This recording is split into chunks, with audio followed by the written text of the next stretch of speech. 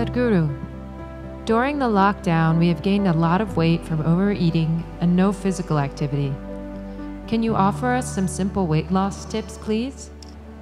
I was in Chennai a few years ago and I was talking to some of the business community in Chennai.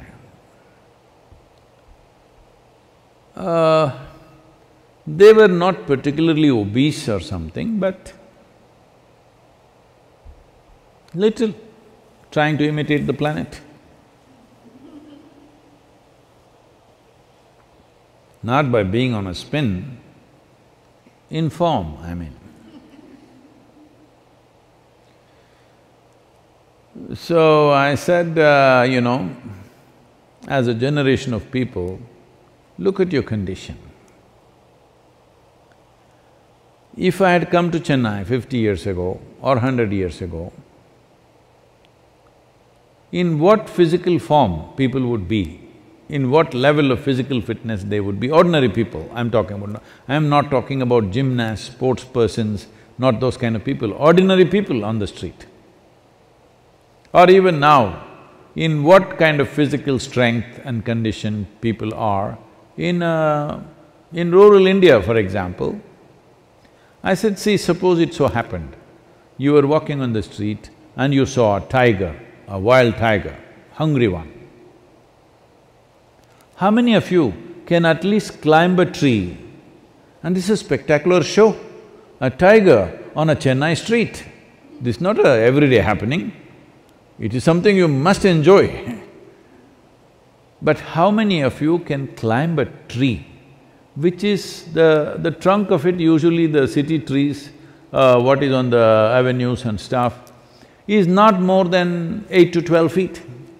How many of you can climb this 8 to 12 feet and sit on a branch and enjoy the wildlife view? No.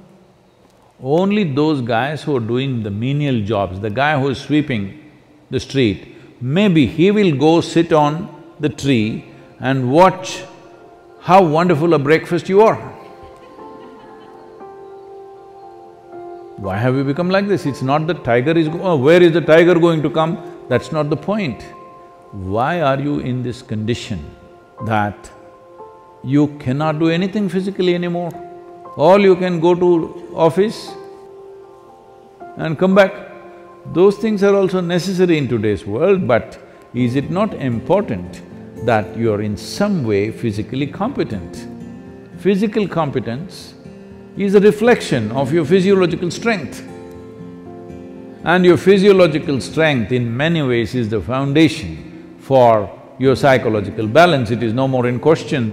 Your physiological strength is the foundation for your psychological balance in many, many ways. We've always been saying this, the yogic sciences, but people have been laughing at it because everything is keyhole. People say brain is a separate study. That's why yesterday I confessed with all the neuro experts, see, I don't have a brain. At least most of the time it's not working.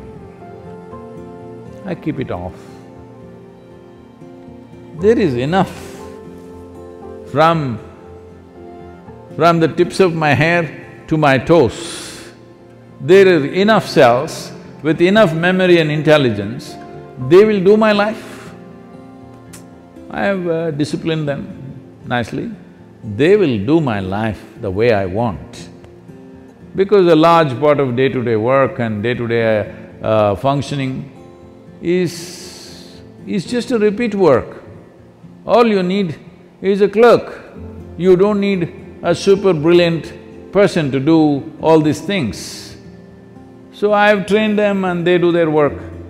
I don't have to think how to eat, how to sit, how to stand, how to breathe, nonsense. It just happens by itself.